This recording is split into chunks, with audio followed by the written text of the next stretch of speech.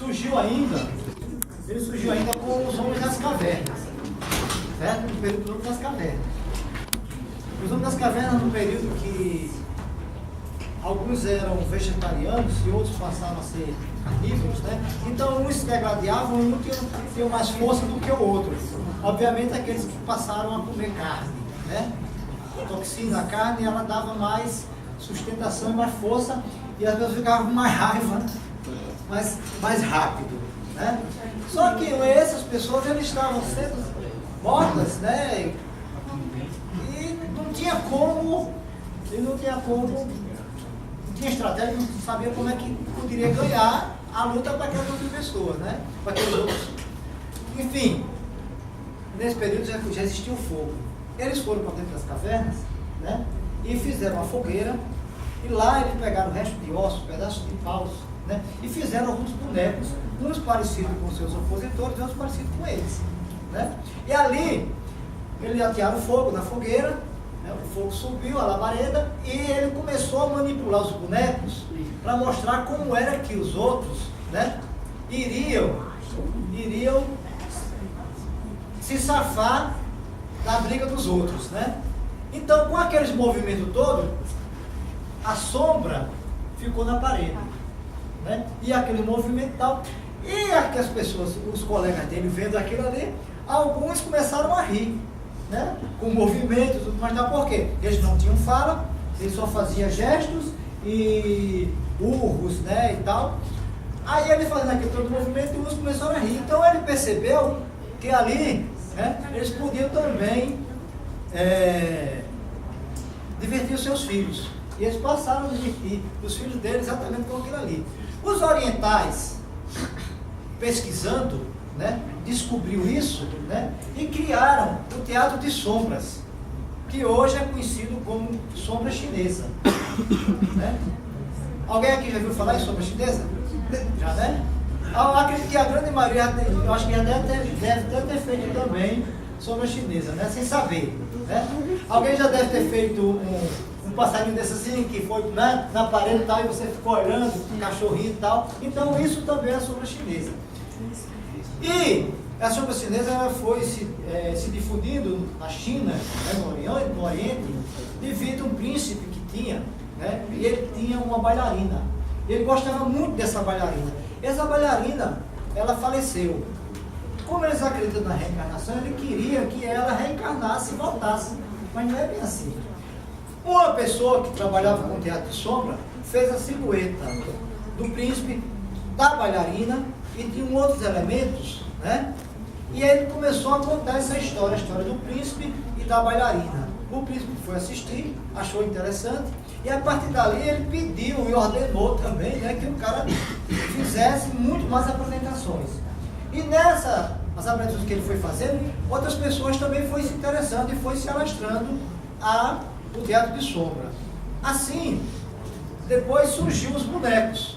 Os bonecos, antigamente, ele era feito de barros grandes, sem movimento. A pessoa fazia o boneco e contava a história do boneco, tanto quanto aconteceu com Buda, né? Que hoje é conhecido mundialmente como, né, o mentor espiritual do Oriente. Né? E aí, né, os bonecos foram tomando vida. Na China, geralmente, todos os anos, eles elegem um bicho, né, para ser do horóscopo, né? E quando eles fazem isso, eles vão para a rua, faz um animal bem grande, né, feito de espuma e tal, e vão para a rua, vão para comemorar. E essa comemoração, ele faz o boneco de pessoas importantes, e ali faz aquela procissão, aquele cortejo, e vai para a rua. E assim, o boneco foi se alastrando. Chegando na Europa, ele mudou de tamanho, ele foi diminuindo de tamanho, né? Foi diminuindo de tamanho e tal, até quando chegou na Itália, né, que foi criado o teatro de bonecos, que chama-se marionete. É aqueles bonecos que é manipulado por cordões, certo? Manipulado por cordões. O nome marionete veio porque na Itália tinha uma procissão de Marias, certo? Tinha uma procissão de Marias, e como o teatro de bonecos ele tinha uma uma fomentação dentro da religiosidade, vinha seguindo esse tempo todo dentro da religiosidade, não foi diferente lá também. Por conta disso, botaram o nome de marionetes, porque marionetes é Maria, em italiano é Marione, e marionetes são Marias pequenas, né? E aí ficou conhecido como isso aí, certo? Chegando aqui no Brasil, no século XVI, né, existiam aqui duas colônias, uma colônia portuguesa e uma colônia espanhola.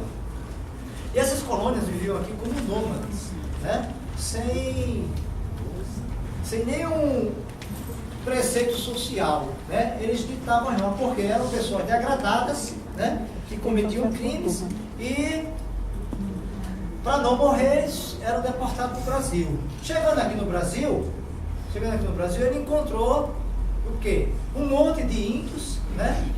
Índias nuas, todo mundo correndo, e espantou no paraíso. Imagine que nesse período, no século XVI, a Europa já tinha média de 3.000 a 4.000 anos de civilização. Né? O Brasil estava se descobrindo ainda. Né? Então, quando eles viram aquilo, eles ficaram maravilhados. Certo? Só o que eles faziam? Eles trouxeram arma de fogo. Então, eles passaram a explorar os índios, a escravizá-los, e as índias, eles estupravam, matavam e davam para os cachorros comer. Certo? A coroa portuguesa, sabendo disso, enviou para cá os jesuítas. Todo mundo sabe aqui o que é o significado de jesuíta, não sabe? Não. Sabíamos, crescemos. Companhia de Jesus. Certo? Então veio para cá o Padre Manuel da Nobre, que foi Henrique de Coimbra, trazendo algumas pessoas em duas embarcações. Na realidade, eram oito pessoas que vieram para catequizar os índios e humanizar essas duas colônias que tem aqui. E o que foi que eles trouxeram? Eles trouxeram exatamente o teatro de bonecos, mais o teatro, né? E eles escreviam as peças, né, com a liturgia religiosa, com cunho religioso, né, na intenção de catequizar os índios e acreditar que os índios teriam que acreditar no único Deus, que era o Deus da Igreja Católica Apostólica Romana. Certo? E para os outros, as duas colônias, eles iam humanizar, né, no sentido também religioso. Certo? E eles usaram o teatro para fazer isso. Que era só de cunho religioso, né, ensinando a Bíblia, o que era, quem era os santos, que era aquilo outro e tudo mais e tal. Certo? Essa é uma vertente, né, de muitos pesquisadores em relação ao teatro de bonecos. Mas também tem uma outra vertente que os bonecos também chegou aqui no Brasil pelos escravos. Certo? Então, os escravos, para os brancos, né, os senhores de engenhos, os escravos não tinham, nem tinham inteligência e nem tinha alma. Certo? Era tido como bicho mesmo, né? Tanto quanto as mulheres só teu alma, né, já no século XX. Por quê? Porque as mulheres foram feitas da costela de Adão. Homem. Aí dizia que mulher era carne de segunda. Por isso que não tinha alma. Por ignorância, obviamente, né? Tanto da igreja que fomentou isso, né? Que a mulher não tinha alma, e os negros, porque eles eram negros e achavam que eles não tinham alma mesmo. E olha que aqui no Brasil veio muito negros que era de alma nobre, né? Sangue azul, que era filho de príncipe e tudo mais, mas que foi escravizado. Né? Só que eles achavam que ele não tinha inteligência. E os senhores de engenho, o que eles faziam? Eles compravam patente de coronel. Para quê? Para poder ele ter direito a bater, prender, fazer o que quisesse com os negros dele, que era dono deles, né? E não sofrer nenhuma sanção. Só que o negro também era inteligente. E um dos negros, né, usando o mesmo artifício que os homens das cavernas usaram, né, ele pegou restos de ossos, pedaços de paus e também confeccionou seus bonecos. Aí ele confeccionou a mulher do coronel, o padre, um policial e um outro negro que era o capitão do mar. E ele, o próprio negro. E ele ali, na senzala, botou uma esteira na porta da senzala, e ali ele foi contar a sua história para divertir as suas famílias, né? E os seus amigos ali com aquilo ali. A mulher do coronel passou e viu aquilo ali, chegou dentro de casa fumando uma quenga. Né? Dizendo, olha, tem um negro insolente lá na senzala, que ele fez uma boneca que é a minha cara. Aí o marido dela começou a rir. Ele chegou assim, não ria não, que tem o que é a tua cara também. Aí ele resolveu ir ver. E realmente, de fato, era. Só que o negro inteligente, né? O coronel era gordinho. Ele fez o boneco gordinho também, né? Só que ele diminuiu a patente. De coronel ele baixou para capitão. Certo? Para não dar o nome do coronel, ele deu o nome de João, porque João era um nome comum. Certo? Então ficou conhecido como Capitão João Redondo. Certo? Que hoje é o nome da brincadeira, né? Que aqui no Rio Grande do Norte é chamado de João Redondo, ou Calunga, né? E aí foi se espalhando, né? O coronel disse, não, a mulher queria que ele botasse ele, certo, no tronco e açoitasse até a morte. Chegou assim, não, o castigo dele vai ser outro. Vai ser quando as pessoas vierem para cá nos visitar, certo? Ele vai fazer essa apresentação aqui. E assim foi. Outras pessoas popular descobriram e aí passaram também a ser brincantes. E o que aconteceu? Juntava assim a cerca de 8 pessoas, né? Ficavam numa bodega tomando cachaça e um ficava dentro da toda apresentando os bonecos. Quando dava 1 hora, aquele que estava dentro da toda ia para a bodega e o que estava na bodega ia para dentro da toda. E assim ficavam revezando até os 8 passar pela brincadeira. Agora tu imagina isso, os caras tudo cheio de meropeia, né? Tomou cachaça, já entornou o que tinha que entornar, né? Brincando aqui com os bonecos. Os bonecos não tinha texto pronto, era tudo na base da improvisação. Aí tu imagina aí, a vergonha quando acaba tá bêbado, né, vai para os pés e a libido passa por cima da cabeça. Então nem mulher e nem criança podiam assistir, porque tinha muito palavrão, muitos gestos obscenos e também tinha muita violência. Subia aqui, boneco aqui, né, com faca que matava o outro boneco. Tá entendendo? Então, por esse fato, não poderia, obviamente, né, criança assistir, nem mulher, tão pouco. Quando chegava uma pessoa assim, meio diferente, mais tal, que o boneco via, aí o boneco soltava uma piada.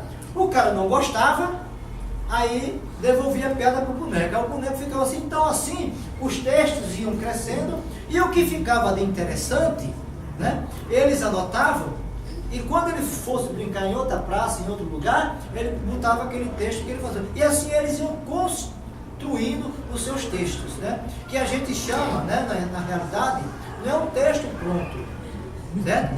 A gente chama de esqueleto de texto. Para começar a brincadeira, né? E depois criar outra brincadeira em cima da improvisação que acontecia, certo? Então aqui no Rio Grande do Norte, o teatro de bonecos ficou conhecido como João Redondo ou Calunga. Lá em Pernambuco, ele ficou conhecido como Mamulengo.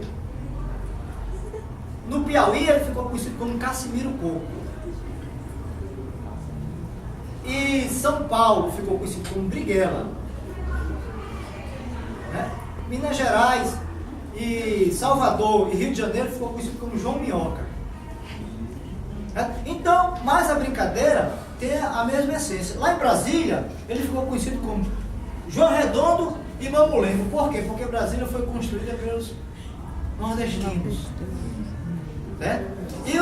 E os retirantes que foram para lá, para Brasília, certo? Eles levaram também a sua brincadeira. E lá, essa brincadeira se perpetua até hoje. E por esse motivo, hoje, os brincantes nordestinos, certo?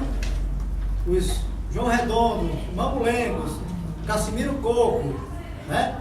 O João Minhoca não, João Minhoca lá no Rio de Janeiro, para lá para o sul, não foram agraciados como patrimônio histórico e material, certo? Só nós nordestinos.